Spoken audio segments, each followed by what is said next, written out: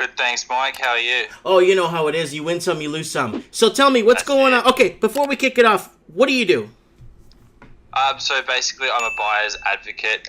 Originally, I was trained as a valuer, which is, I think, what you call in America and Canada an appraiser. That's correct.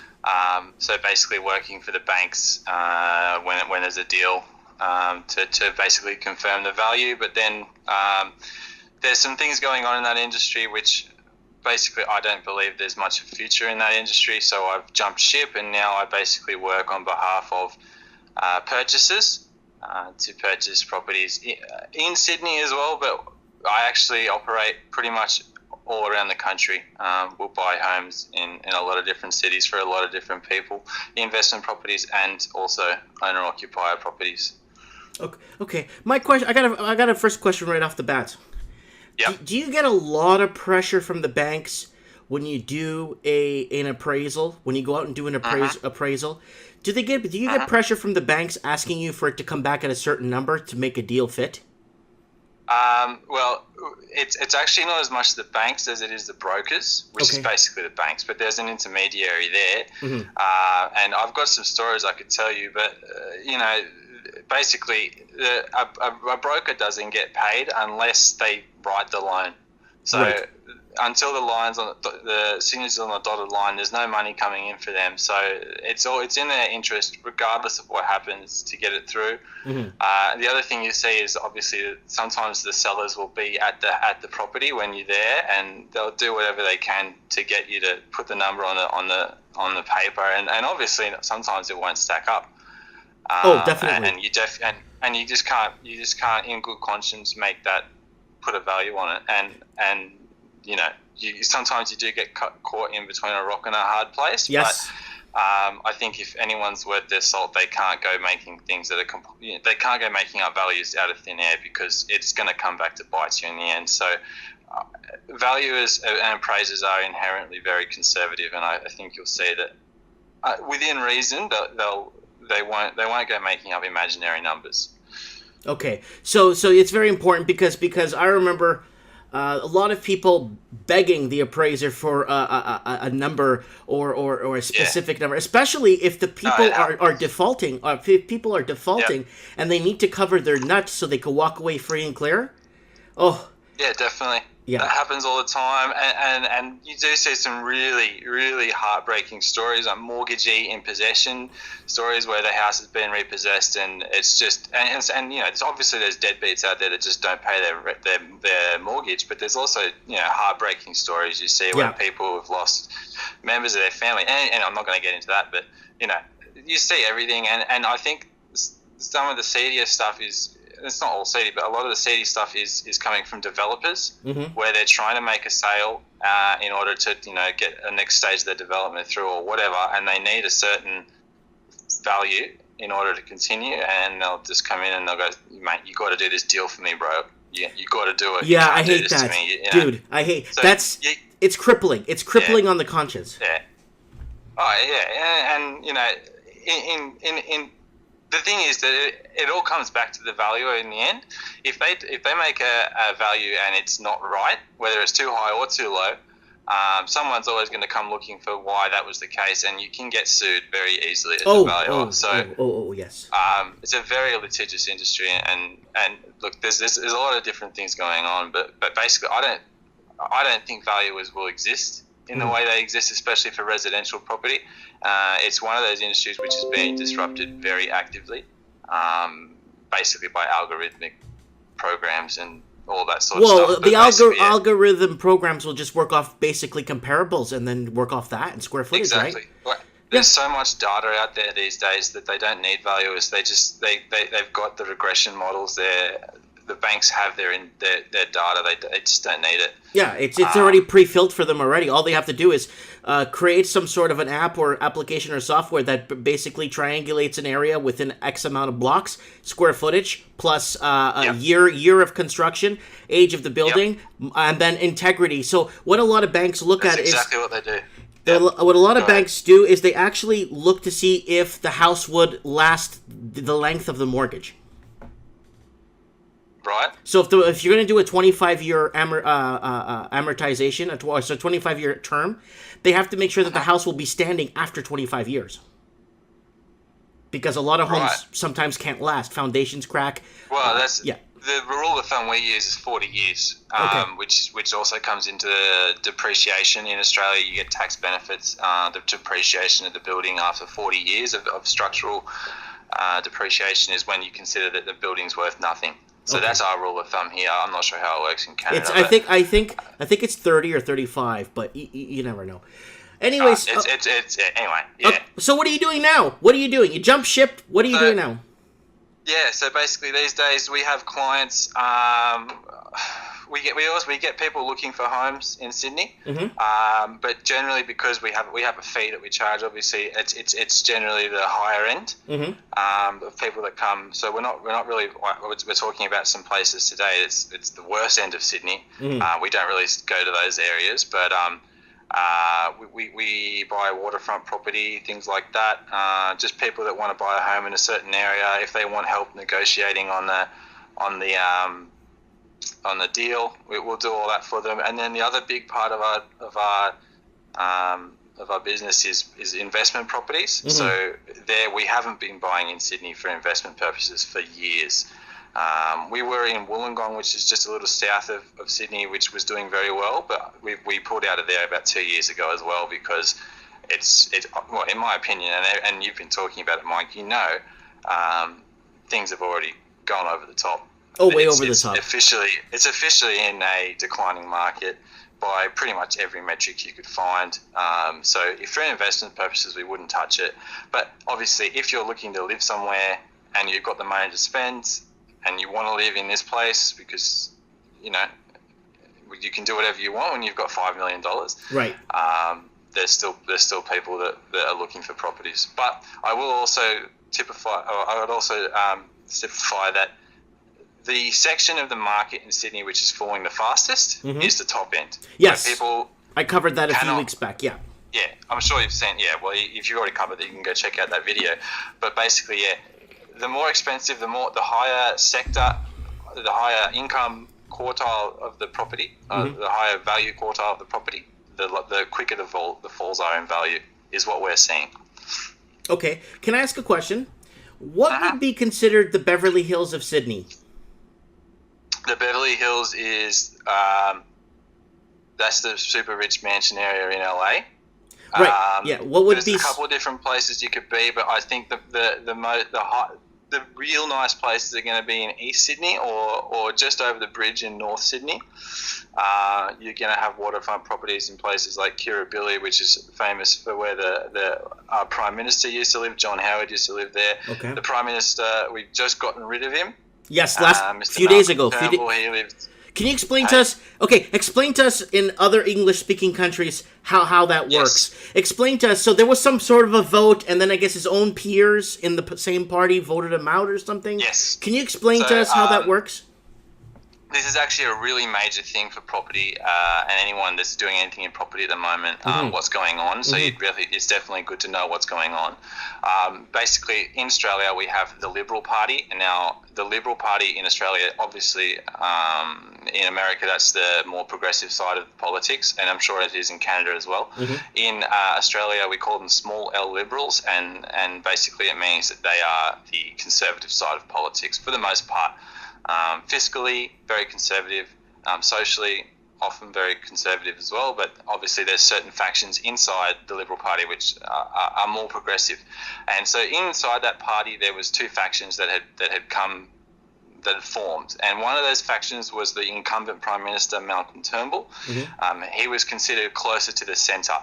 So he was the Prime Minister which put through the gay marriage survey, and eventually it was just recently written into law. There's a bunch of other things, but basically that not all of the Liberal Party agreed with, and he was making some policy decisions in the recent times around energy and also company taxes, which was making him very unpopular with the public. I'm not going to get political about what's going on any further than that, but basically he was tanking in the polls. So what happens? Is this like a midterm, or what? Is this like a midterm, or is it like? No, this was a 100% Impeachment within the party dispute. It wasn't even an impeachment. So sorry, I'll just take a step back. Okay. In Australia, the people do not decide the leader; they decide the party, and the party decides the leader. I didn't So we know have that. no say. Okay. Yeah, we have no say in who is the leader of our country. It's a very old, archaic system, and actually some parties in Australia have already changed the way that works, but the Liberal Party isn't one of them. So basically we have no choice in who the leader of the party is. Okay. And basically it came down to a vote of the members of Parliament, and there was a right-wing faction, or a closer to the right faction and a closer to the centre faction, and that were vying for power. Mm-hmm. And then this week, his poll numbers came in quite low, and basically that's where it all tipped off. There was a leadership spill, as they say, and I'll just also point out that this is the third or fourth one we've had in God knows how many years. We've had 7 prime ministers in 8 years. That's almost one a year, which is it's almost as bad as Italy. They've had just as many. Japan, before the current prime minister, had 10 leaders in 10 years or something crazy like that. So we're in a very unstable time, and so basically, I don't want to get too bogged down into this either, but basically what it means is that the Liberal Party is so unpopular right now because of this spill, not because of any of their policies. That's completely irrelevant. The last thing that people in Australia wanted was another change of leader. So the fact that this has happened means that people are going to walk away in droves. This is my prediction. People are going to walk away in droves. They're going to vote for the other major party, the Labor Party, the Progressive Party, or they're going to vote for fringe parties. So really far right or really far left, or just complete protest votes. You're going to see basically everyone walk away from the Liberal Party, which means most likely what's going to happen is in the next election, the next election is going to happen, if not sooner, at the very latest, probably about May next year. So maybe 6 months or so at the most before we have another change of leadership. And the problem here for property owners is that when that next leadership change comes in the election next year, the official election next year, most likely, most people are predicting the Labor Party will be the next leader of the country. And they have some interesting, I'm not going to get political again, but they have some things that they're doing. They're going to increase taxes on capital gains tax. They're going to take the capital gains tax up. They're going to basically eliminate negative gearing from property. They're also doing some... They're also doing some other things. That's a huge reason why the housing is severely inflated, is because of this negative gearing. Yes, 100%. So basically, they've identified that, and they believe that they can fix a lot of the problems in the market by basically abolishing negative gearing for property. And look, personally, how much of a difference it'll make, it remains to be seen. I would also point out that Australia has tried to get rid of negative gearing on property in the past. They did it back in the 90s under another Labor government. They abolished negative gearing, and it lasted 3 months before it came back in because it was so unpopular. Look, whether or not negative gearing works is a good thing or not, I'm not going to get into, but there is no doubt that it definitely does add to the investment or the investor speculative investors in the market are definitely drawn there because of it. Okay. So that definitely... I did not know that. I did not know that. I'm not sure if that's the same in New Zealand. In Canada, it's definitely like that in Canada. Canada, they get the party chooses one of their more, I don't know, attractive leader or more best spoken leader of the party, and that person runs for prime minister or premier or whatever they're running for, whatever position they're running for, right? So go ahead. Sorry. And the United States is the same. Well, the United States is the same thing. You could run as an independent. You could run in the party, but then there's a lot of fighting. If you saw what happened with Donald Trump, a lot of his people in his party started dropping out and stuff, and it becomes a nightmare. It becomes a nightmare. But politically, it's democracy at its best, if you want to say it that. Trying our best to be democratic as much as possible, right? But well, exactly. And I think regardless of whether or not the leader does anything in particular, it's the symbol of actually voting for the person leading a country, which I think is important. Yes. And to have it simply change because internal power brokers within a party which you have no say over are basically deciding who runs the country is obviously not an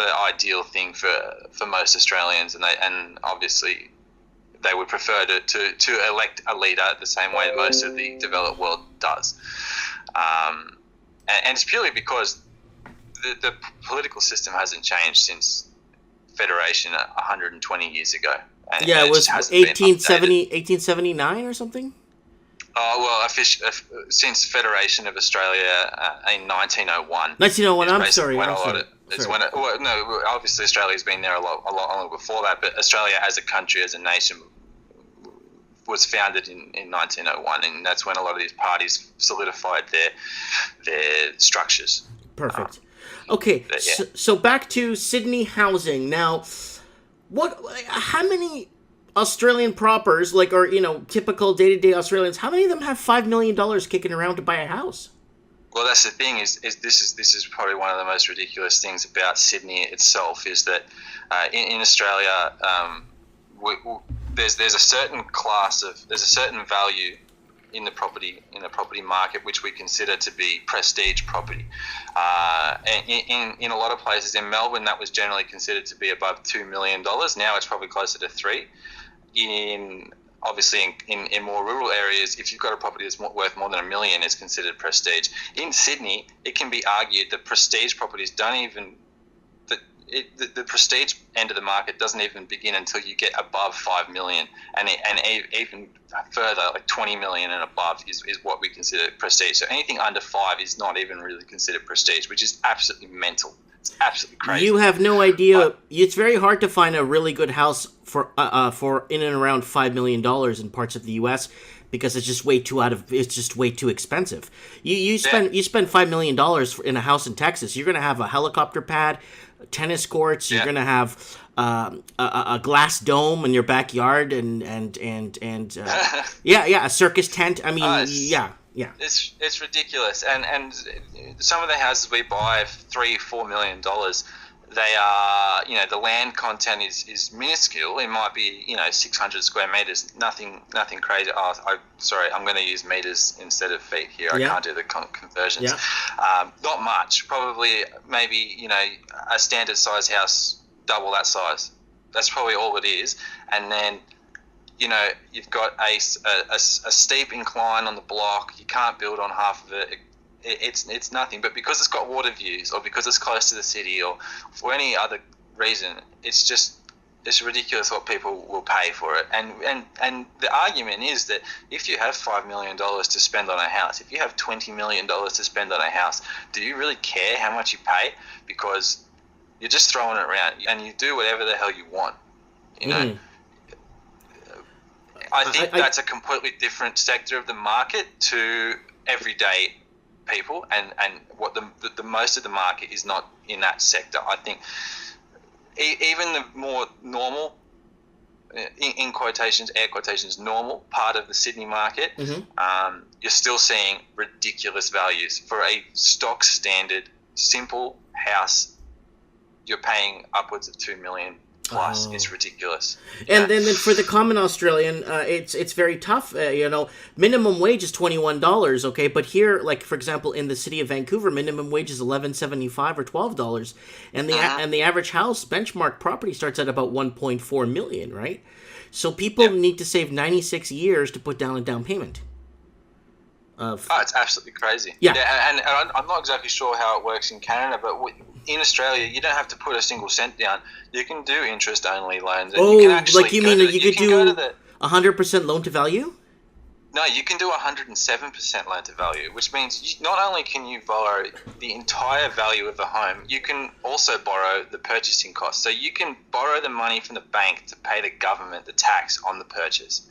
That's how much you can borrow, as long as you have a guarantor of some kind, a parent, or whoever it might be, they are giving out loans. They're giving out loans like candy, and some of the stuff, like, obviously I see a lot of really good mortgage brokers. I also see a lot of dodgy ones. Some of the things I've heard that they do. Even friends of my friends will go in for a loan. They'll go, I need to buy this house. I want to buy this house. I need a loan.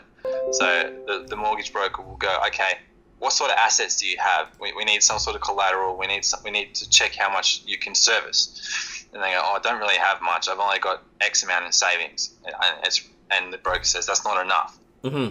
And then the broker will say, all right, but I know you've got that in savings, but did you also know you have $120,000 of stocks in this portfolio over here? Mm-hmm. And they just basically draw that on the page. It never existed. So whoa. So they're making up. So what they're doing is they're changing the total debt service ratio by showing stock purchases or purchases that can be liquefied. It's no. There's no stocks. It's all a lie. So they're lying about that. Holy crap! So they're not. They don't even have the stock, but they're saying they got X amount in stock. Yes. Holy 100%. smokes! But I will point out this was a couple years ago, maybe 3 or 4 years ago, and since then there has been some cleaning up in that industry. Things have gotten a lot stricter, but that's the thing. 3 or 4 years ago, they were writing loans to anybody and everybody, and that's when you saw the major value increases. So when credit was so loose, that's when you saw these. That's when it started kicking off, and while they have reined in some of the most ridiculous stuff like that, that's a very extreme case. But it did happen. It happened to someone I knew. They're still writing any and every loan they can with little disregard to the actual serviceability of that loan. And I think there's a lot of things coming, and that's one of the major problems that we're going to run into is the credit availability. But what about like on the lender's great. The lender's there. The lender's the one that basically takes the information, pulls the credit bureau, checks, underwrites the deal, sends it to the underwriter for final approval. See, it's not the lender that approves the deal. It's the underwriter that is a little bit higher up that approves the deal. How the hell is and I know, and I'm going to tell you from my experience, that I could look at some of the deals that were put together back in the past, and I could tell you that this will fall apart in 6 months, or this guy's eating off this guy is eating off his credit cards. Why are the underwriters putting so much garbage on the books there? They have a new establishment in Australia. What's that new establishment that was formed like not even a year ago that's going through all the books and making companies or banks pay back some of the mortgages? Oh, yes, the Royal Commission. Well, we can get to that, but I'll quickly answer what you just said then. Yeah. I'm not exactly familiar with how the internal underwriting goes on at the bank, but what I've heard is that basically they're incentivized, the underwriters are incentivized, and one of their key performance indicators is to write the largest volume of loans possible. The dollar value of the loans is what's important. So nothing associated with whether or not they can pay the loan back, or whether or not it's going to be a reasonable margin if interest rates go up or whatever. It's basically how much money can you get this person to borrow, and that's basically what their key performance indicator is. The banks are stressing to them that this is the most important thing that you do. So that's why they are trying their best to get as much money through the system as possible. And I tell you what, prices might be going down, but credit growth is still going up. This credit is still growing in Australia, and we're already the most indebted private population in the whole world, something ridiculous like 200% debt to income. Yeah. I read an article. Yeah, I covered that a few weeks ago. Yep. And it's followed by Vancouver, and then it's followed by San Francisco, and then it's followed by, God, there's so many cities on that list. But yeah, Sydney's the top. Sydney's the top of the heap there, the king of the crop, and so now my question is. Oh yeah, sorry, we're going to the Banking Royal Commission, weren't you? So you asked me about that. Go for that Royal Commission. So Royal Commission was formed 8 to 11 months ago. I remember they came into place. About that, yeah. And then I was now they're getting basically auditors to come in and start auditing the garbage on the books. But I mean, why didn't they have these? You go ahead and talk. Go ahead. Well, do you want me to explain what it is? Or yes. Familiar? Okay. So basically, this has been coming for a while now. A lot of people, rightly so, are not very happy with what's going on in the banks. And as I said, like all the mortgage brokers were cleaned up recently because they were doing just as badly. They had just as bad of an image, and the banks arguably have an even worse image amongst the general population. And so basically, they wanted an inquiry into just finding out exactly what's going on in these banks, because financial institutions, specifically the banks, make up almost half of all dividends paid on the Australian stock market. It is a massive part of our industry, of our economy, the financial services. So this inquiry was set up by the government, which is also another. They took forever. They tried every trick in the book to avoid this Royal Commission, but eventually there was so much groundswell about it that they had to do it. And basically, every single suspicion was confirmed that there's some really dodgy stuff going on at these banks. One of the biggest controversies was the fact that pretty much all banks in Australia were charging people money, charging fees for nothing.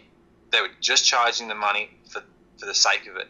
So they would provide no service for the fee. Packaging it into the mortgage deal, so they feel like they're getting a deal up front and they're paying for all the fees up front, but meanwhile they pay more for it on the long run.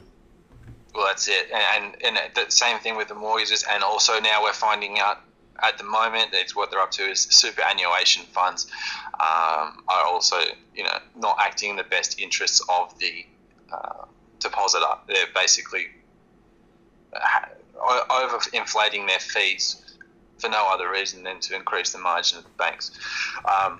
And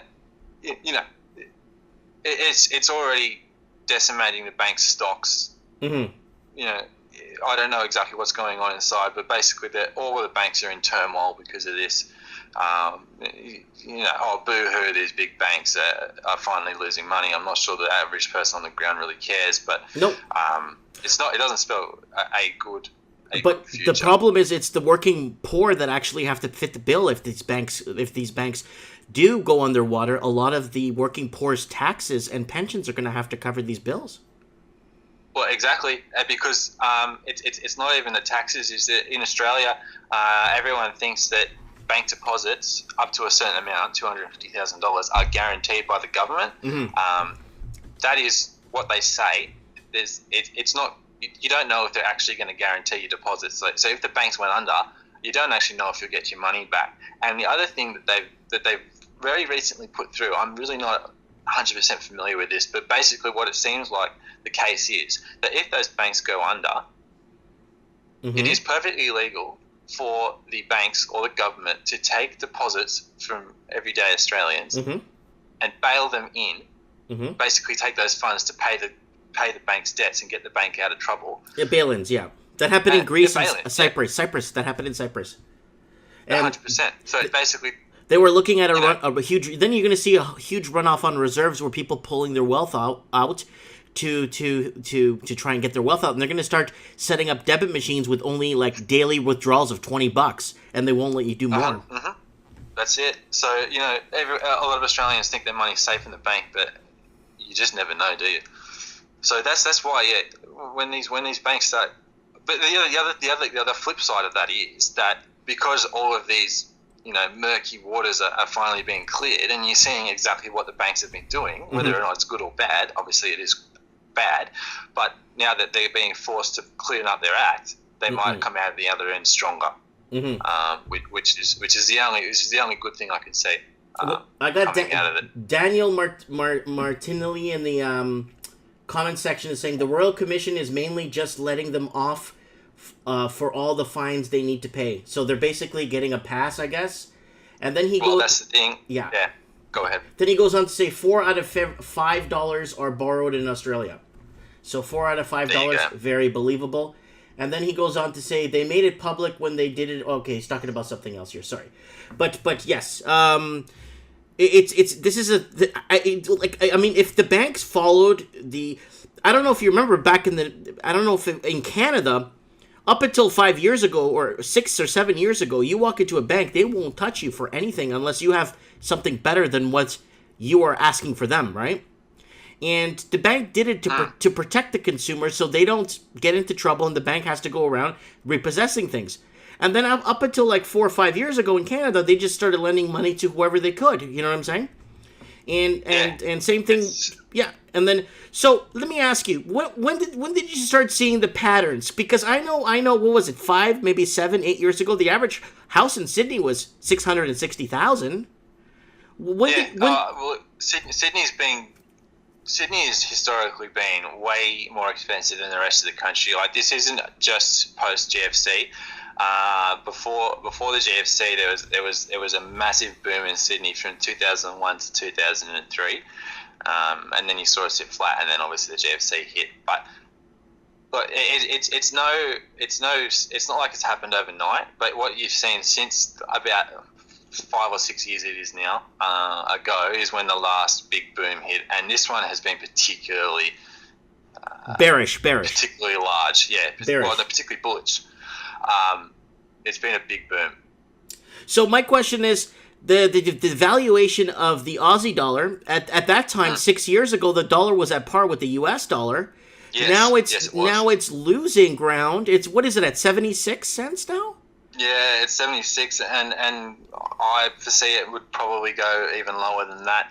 The reason it was, like, it's very rarely been at parity in the past. Like, the reason it hit parity was because we had such a massive mining sector at that time, because of basically in Perth, 100% because of China. So China was building railroads all over the country, and they were basically spending their way out of debt, Keynesian style, out of depressions, Keynesian style in the GFC, and all of that iron ore, all of that coal came from us.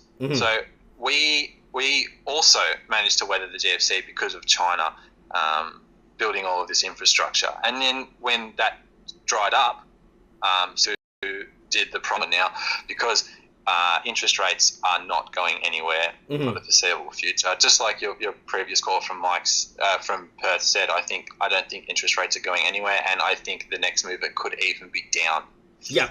I'm kind of afraid of that, because this is going to continue this whole Ponzi scheme. Because if they lower rates, what are they? They're sitting at 1.5 right now. Yep, 1.5%. The lowest they've been for God knows how long. Historically. I don't think they've ever been lower. Yeah, they've been like that for quite a while now. That's the official cash rate. So the official cash rate from the Reserve Bank is 1.5, but you have seen interest rates that the banks are charging have gone up. Well, they have to. Years. Well, because they got to pay it back. Yeah. The bank has to borrow it, right? 100%. And funding costs now, you're seeing interest rates rise all around the world. You're seeing the bank bill swap rate has been stubbornly high for a while now, which means that basically the banks are forced to raise their funds rate, their interest rate. So that is obviously going to put pressure on the interest rate to go up, regardless of what the Reserve Bank does. However, I have heard some rumours. They're only rumours, so don't quote me on this, but I have heard that the banks are just about to lower the standard variable rate to about 3.6%. And the reason they're doing that is because all of the banks are scrambling for high-quality owner-occupier purchases. Because basically... But what do they do with the bad deals? What do they do with the bad debt right now? That's the thing. They're trying to make their books look better, and they're doing all they can to capture the owner-occupier side of the market, because for so long they've been dealing with the investor side, which is obviously a lot of shady deals right now with the the interest-only loans. They did so many of those in the last 5 years. Now they're trying to make their books look a lot better. They're jumping all over each other for the owner-occupier side of the market, and in order to do that, they are cutting their rates. So this is another reason why I think you're actually going to see interest rates move down instead of up. Wow, that's scary. That's very scary. Especially, you got like you said, the owner-occupiers are the ones that are going to, I guess, field the next or progress to the next level when it comes to the banking. Well, exactly. Yeah. So this is the next. Sorry, Mike. Yeah. If you look at the trends over the last maybe 6 months in Australia, you'll see that investor loans have fallen off a cliff. Investor sentiment and in actual investor loans have basically exited the market, and that happened because there were some regulation changes late last year. But the thing that has happened, and the thing that's taken the place of the investors, is first home buyers. So people that are just getting their foot onto the ladder in Australia. Mm-hmm. Loans given to first home buyers have shot up, and there's a couple of different reasons for that. The government is giving them subsidies so that they're getting tax concessions, and the government will flat out just give you money if you buy a new house. They'll give you, it depends on the state you're in, but they'll give you 20, 30 grand. Maybe not 30. First buyer's home loan. We did that in Toronto. They did that in Vancouver. First time homer. Yeah, they did that like 2.5 years ago in Vancouver. First time home buyer's loan, and it's interest free for the first 5 years. So exactly. Yeah, it didn't turn out too well. Well, exactly, and that's pushing up the prices in the lower end of the market. But the thing is that you're getting all these people, all these first home buyers, leveraging themselves up to the hilt, 10, 12 times their income, because they think it's a good deal. And look, they're not paying tax and they're getting free money from the government. It probably is a good deal, and it probably was a good deal. And if they're going above loan to value, they're screwed. Well, exactly. If they go 105 points, they're screwed. So honestly, I think the government is setting these people up for failure. And look, if you're a first home buyer out there thinking about just taking advantage of the concessions on offer right now, maybe double check that idea, because there's always a reason they do these things. But anyway. Okay, so what advice do you give? I know you're in the higher end sector. What advice do you give for first time home buyers in Sydney? Like what do you? Well, we definitely do. We do work with a lot of first home buyers as well, mm-hmm. but we're not buying in Sydney. Just don't buy in Sydney. Well, if you absolutely, I don't own. I rent in Sydney currently because I just think you'd be a fool to buy at the moment in this. Well, definitely. Market. I tell people just to hold off, wait on the sidelines. But there's a lot of persistent people that just want to buy. I know guys have their word first. You've got. You hopefully have very little debt because you have no mortgage, and you're still saving money. Just mm-hmm. wait on the sidelines. That would be, if you really want to buy in Sydney. Just wait a couple of years and wait what happens and see what happens. Okay, so look, you see what happened to Hobart. Hobart just exploded in the last 8 months because of the middle class, the working middle class made their way to Hobart, and now property prices are skyrocketing there. Yeah.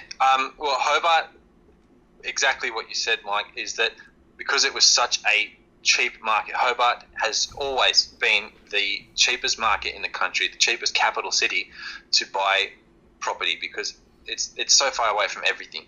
I think you could pick up a house at, which is probably about where it should have been, about $200,000. Maybe $300,000 for a nice house in Hobart, which is 4 or 5 times the income of a person making 40-50 grand. So that, by traditional standards, that would be a reasonable debt coverage ratio. So, okay. But you're seeing ridiculous price growth there for a couple of different reasons. One is because the properties were so cheap. Mm-hmm. People are willing to pay whatever they want for them. They're coming from Sydney, they're coming from Melbourne with all this money. They'll just pay whatever. Price growth is very quick, and because it's coming from such a low base, the numbers in percentage terms look amazing. Mm-hmm. And second, Hobart is currently experiencing a tourism boom. Okay. So there's a lot of tourism going on in Hobart. Everyone's going down there for tourism. Obviously, that's creating jobs, and people are moving there for that. So those are a couple of reasons. Primarily, I think because it's such an affordable place to live, people are going, look, we can't live in Sydney, we can't live in Melbourne anymore. It's too expensive. We've got to get out, and they go down to Hobart. But the problem is that now Hobart is no longer the cheapest capital city in Australia. It is arguably just as unaffordable as other places around the country, especially in rental terms. I think there's a couple of different links I could send you, but Hobart, rental affordability has vanished from Hobart. You cannot. It's just as unaffordable as the mainland now to rent in Hobart, and prices have gone up. They've gone up a ridiculous amount in a short time in Hobart. But if you look over a longer period of time in Hobart, you can see that there are periods about 20 years ago now where Hobart had just as explosive growth. They shot up in growth, but then it's just sat flat for decades after that. So it's a real boom and bust sort of place, Hobart, and I think the tourism boom, while it is going on right now, tourism is obviously a discretionary spend. People only go on holidays. People only consume tourism when they've got the money, and I think you'll find as wage growth in Australia remains flat,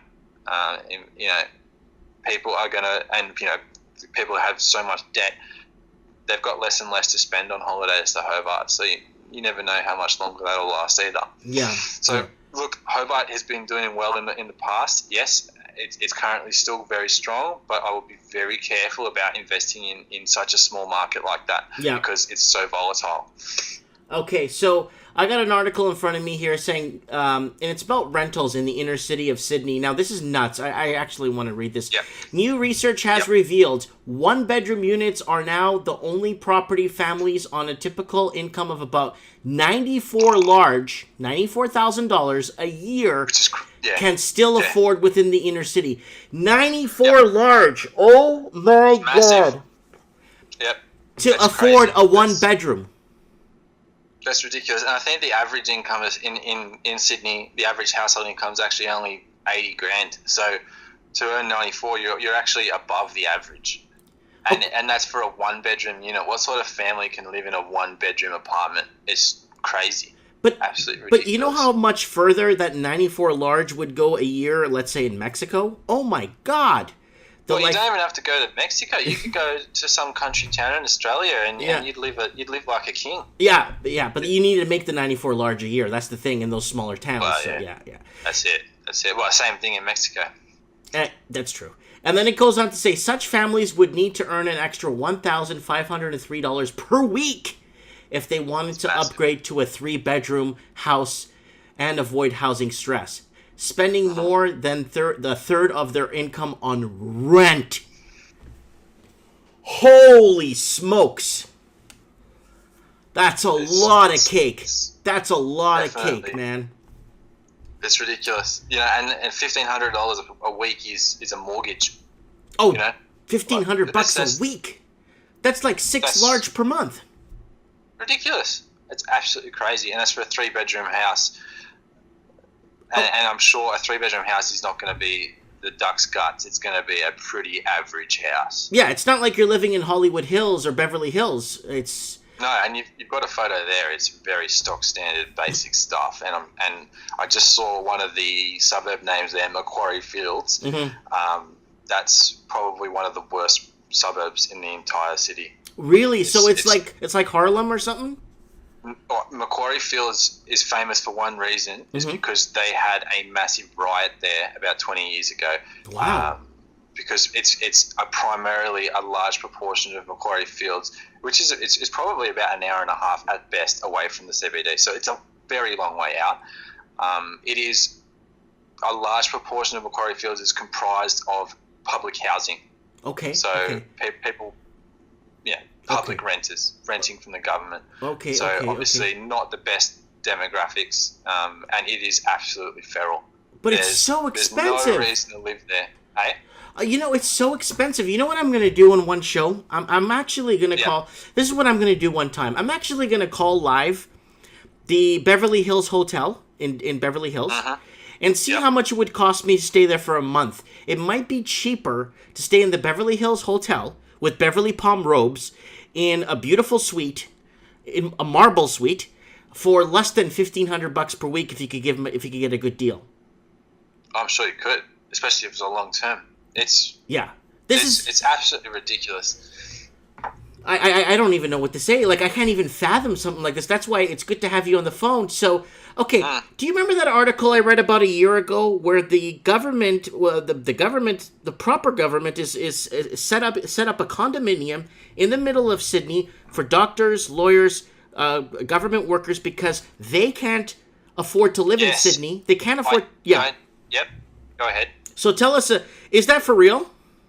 I don't remember the article specifically, but I am aware of the development. Mm-hmm. Basically, there is a section of the market they consider essential. So Mm-hmm. essential services are things like nurses, doctors, policemen, fire brigade people, those sorts of essential services, basically. And basically, there was a big uproar. Was basically those people, the nurses and the paramedics and things. They said we can't afford to live where we work, and this is a big problem because if you can't afford to have your nurses and your paramedics working, then people can't get those vital services.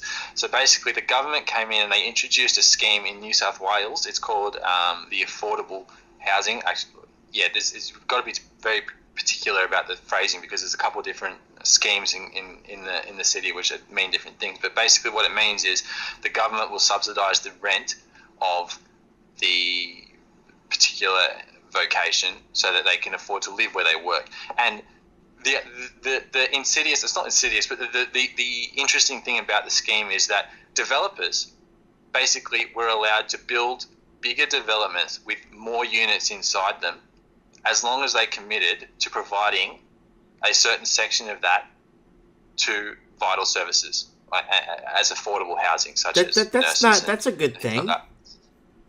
Well, it is, and it's interesting that they've done that. But I mean, it is. It's great because it creates more housing stock. But also, you can say that you've got 1,000 people living here, when basically maybe only 500 should be living here. And Okay. Yeah. there's not enough. There's not enough capacity in infrastructure. Like Sydney, I'll tell you right now, Sydney has some of the worst traffic in the nation, if not the world. Like, we have some massive traffic jams down here. It is ridiculous, especially considering how much space we have to have these crazy traffic jams. And I think that maybe overdevelopment in certain Yes, overdevelopment, certain areas. congestion, and the infrastructure can't support it. Plain and simple. There's too many Yes. too many bodies and too many people. Everybody wants a car, and it's the infrastructure does not support. What in your opinion? What is the infrastructure supportive for the city of Sydney? Like, the city of Vancouver could only support maybe 800,000 people, but there's 2 million people there. What do you think the infrastructure of Sydney? What do you think the population cap should be? Oh, that is a good question, particularly because right now there are some major infrastructure projects going on in Sydney. We have a couple major highways being built, and we also have a new metro line being built through the city. So once you get those in place, I think that will alleviate a lot of the pressure, but I still think that should have been done about 10 years ago at best. City planners. They're playing catch up. Yeah, they're playing catch up, and you've had massive population growth. I think it's about 2.5%, or maybe not that high, but 2% per annum, which is 10% over 5 years. Yeah, that's huge. That's massive. So it's 5 million now. Be 5,500 in the next 10 years. But it's obviously exponential. So the higher you go, the more people that you cram in here. And I think you ask anyone in Sydney whether they enjoy living in Sydney, you'll get the same answer as no. The same thing in Vancouver. Same thing in Vancouver. Yeah. Same thing in San Francisco. Same thing in San Diego. Same thing in Auckland. Same thing everywhere. Every English speaking country. Every English speaking country, like London. I have a friend, a good friend of mine. She's from London. She tells me she hates living there now. It's not the same like it was 20 years ago. Everything's changed. So now let's get into more kind of semi-personal stuff. I want to ask you: is Sydney becoming soulless? Because I notice in, like, the city of Vancouver, it's very antisocial. Nobody wants to talk to each other. Everyone's drowning in debt, and everyone blames everybody. Aggressive driving. Is that happening in Sydney? Oh, 100%. Like, Sydney people, I don't know, because obviously I'm in Sydney, so I don't know exactly what people think around the rest of the country, but I think we have a bit of a name for being a bit angry and a little bit rude, because that's the way you have to be in Sydney. If you want to drive a car in Sydney, you've got to be ruthless. Like, the speed limits are probably way too high. The lanes are too narrow, so everyone's always on edge. There's obviously a lot of accidents, and people do not let other people in. Crazy things like that. On trains, everyone's obviously they're out from every man for themselves. They won't give up their seat or anything like that. So, beyond all that, I feel like what's happening, especially in Sydney, where you've got so many people really insulate themselves into their own communities, whether that be racial or whatever it may be. They insulate themselves into their own communities, and you have different pockets where different people live. Cliques. Right? They're like cliques. Exactly, yeah. So go ahead. I just wanted to ask you, because Brother John's asking a question here. Now, he's asking, so why don't people move? Now, my question to you is, I brought this up a few times, is there a mass exodus of millennials and youth leaving Sydney? Yes, 100%. I would agree. I don't know if it's actually just millennials, but I think that definitely people are leaving Sydney for greener pastures. And what you'll find is that right now there is one state in Australia where there is net migration from all other states, and that's Queensland. From every other state in the country, they're losing people to Queensland. Everyone's moving there because house prices aren't as crazy. They're still high, but they're definitely nowhere near as bad as Melbourne or Sydney.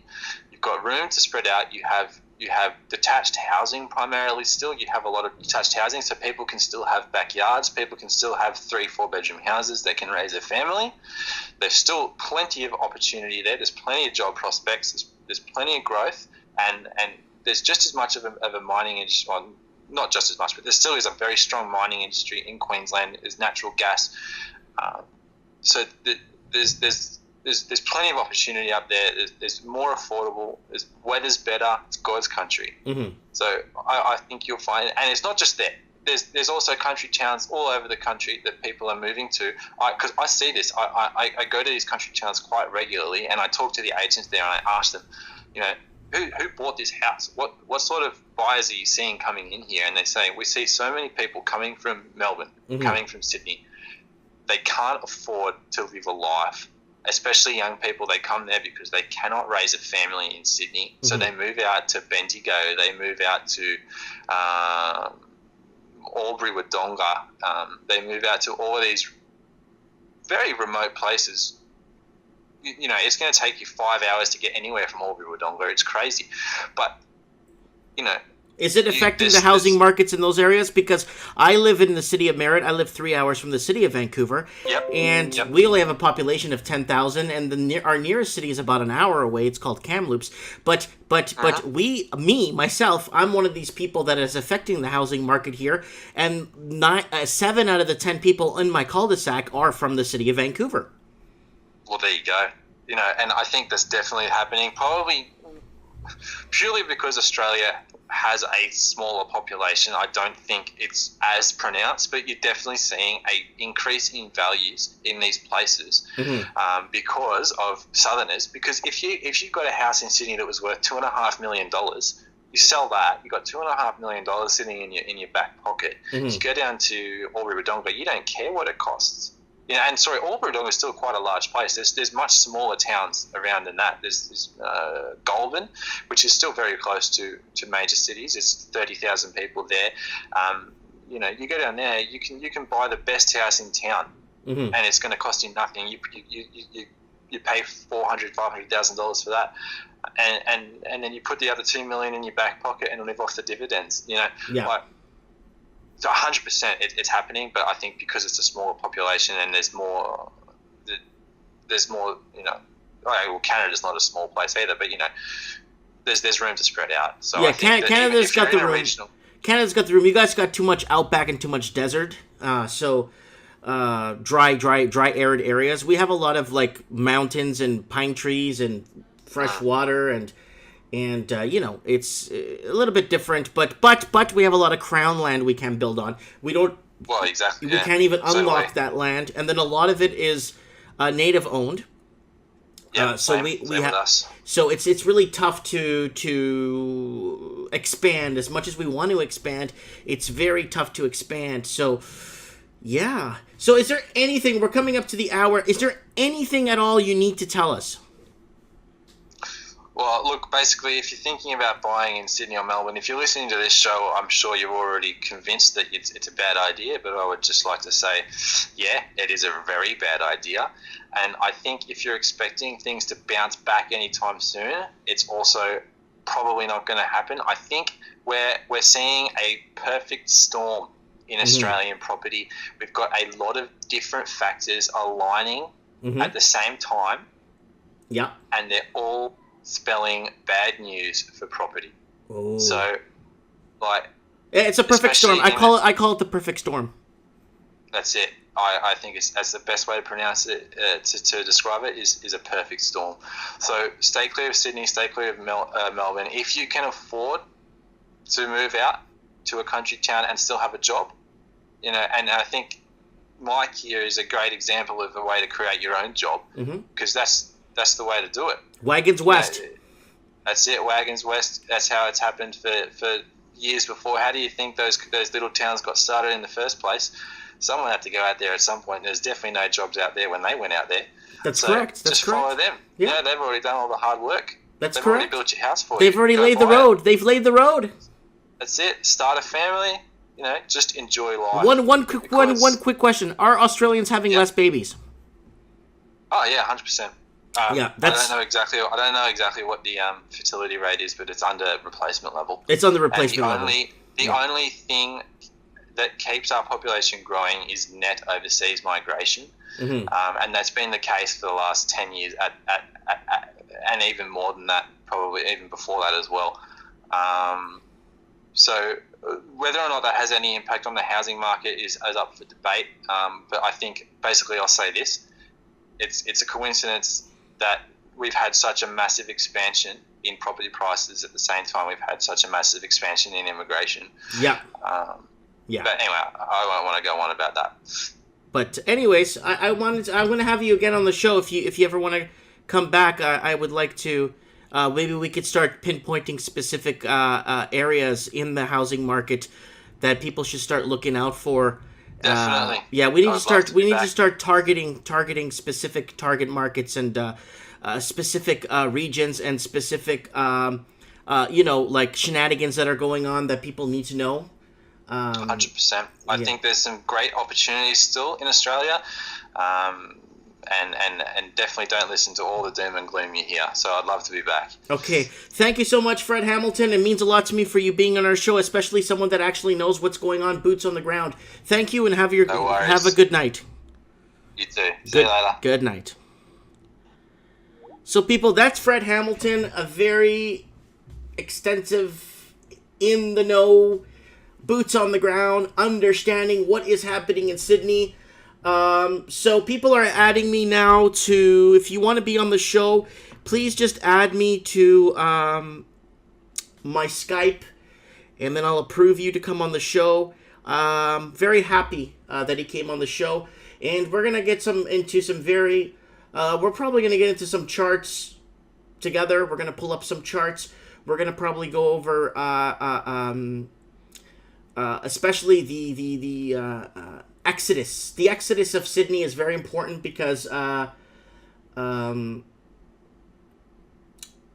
it's very important. And the buyout of foreign investors coming in and taking over the markets, or just buying up the medium households, and the Australian proper, or the long-term Australian just can't afford to live in his own city and moves west.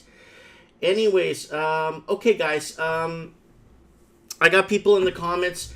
Definitely next week we're gonna do this Wednesday we're gonna do trends in the housing market as usual. But I want to start doing on Saturdays. I really want to start getting some Mike in the Night discussion. I really want to get someone on for Bitcoin. I really want to get someone on for